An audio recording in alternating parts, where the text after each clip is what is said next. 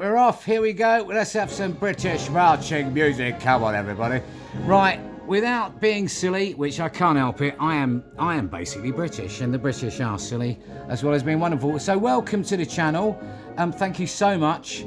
I just wanted to sort of explain what I'm doing, why I'm doing it, and so forth. Now, what I'll do is bring up the Great British Biker Bulldogs. Yes. And I'm going to turn the music down. Just bear with me. Go down there, lads. Thank you so much. It's a bit loud. Thank you. That's a lot better. Right, now, where's my Biker Bulldogs gone? Come up here, lads, please. Thank you. Bear with me, everyone. You are wonderful. Right, so let's explain what on earth I'm doing here. Now, I produced this book. It's a wonderful book. It stars these guys. That's Windsor, Newton, and Darwin, the British Biker Bulldogs. Now, this book began a long time ago, it seems, when somebody said to me, David, I've got an idea. What about what makes Britain great? And I said, my goodness gracious me, yes, I'll have some of that. Let's turn the music down. It's getting a bit over the top. Thank you so much. Anyway, the book evolved into a cartoon adventure with the dogs and a heap of research about musicians and artists and sculptors, inventors, scientists, history, you name it. It went on and on and on. And a massive 136 pages later, I completed the book, which I must admit I'm very proud of. I have enjoyed it. I have enjoyed the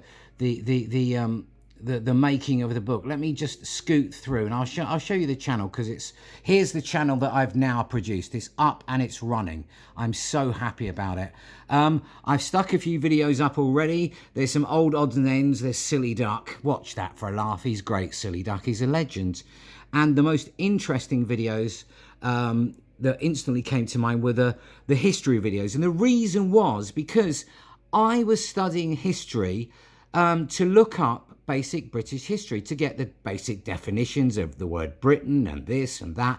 And wherever I looked in the articles I read, they said, well, we're not really sure. Nobody really knows.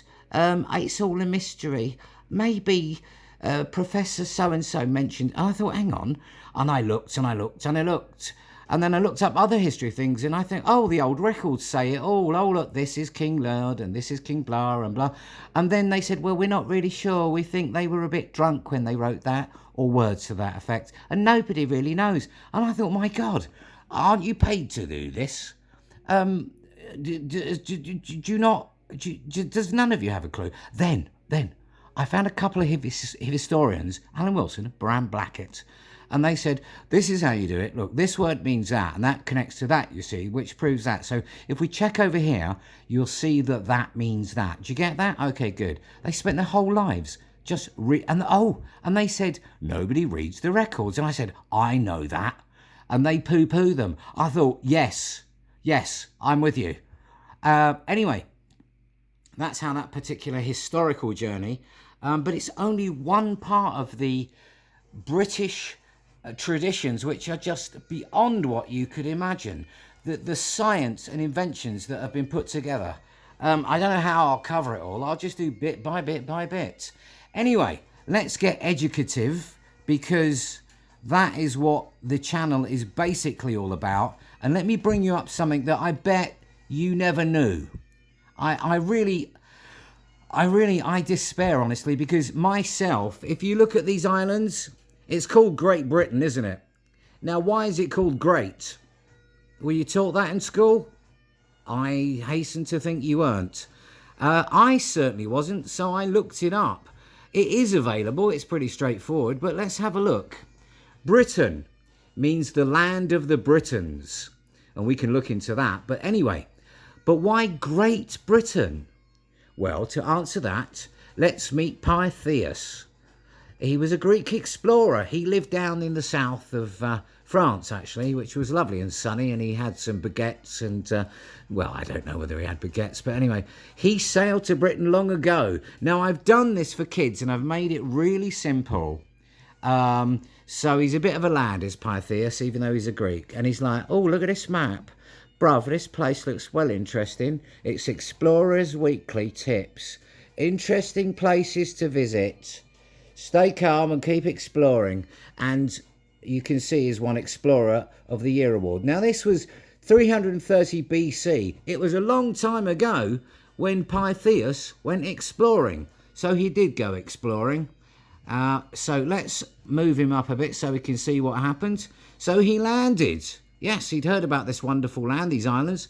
So when Pytheas arrived, he met the people. They called themselves the Britanni. This was also pronounced Britanni. Yeah, I've done it a very simple definition. I haven't gone very complicated. I've just taken it one step at a time so people can understand it. So, but it's a start into the real history of Britain.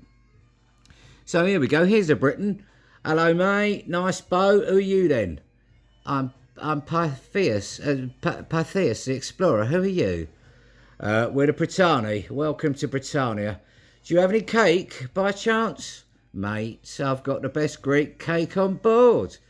Sweet as a nut. I'll get the kettle on. Right, so there you go. You've got Great Britain. Right, I haven't quite explained it. It's just about the Britons. Let's move along and understand why it was called Great Britain. Well, why? I'll tell you why. Why it was called Great Britain. Because when he arrived, Pytheas explored and he saw a big island. Look, there's the big one.